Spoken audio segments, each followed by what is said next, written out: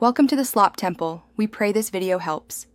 In this video, I will explain how to access your public profile on Snapchat. First, open the Snapchat application on your mobile device. Next, tap your Bitmoji or profile icon located at the top left of your screen. This action will take you to your personal profile page. From there, you can easily find the section dedicated to your public profile. If you haven't already created a public profile, you'll see an option to do so. Simply tap Create Public Profile and follow the on-screen prompts. Take a moment to review the details about what a public profile entails.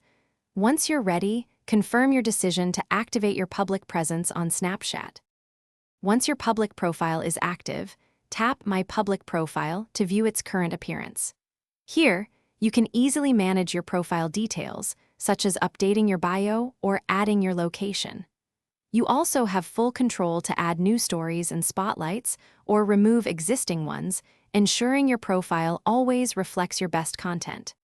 A public profile is a fantastic way to share your content beyond your immediate friends. It allows a wider audience to discover and subscribe to your updates, expanding your reach. Plus, you gain access to valuable analytics, giving you insights into how your content is performing and who is engaging with it. Thanks for watching. Consider subscribing if we helped you.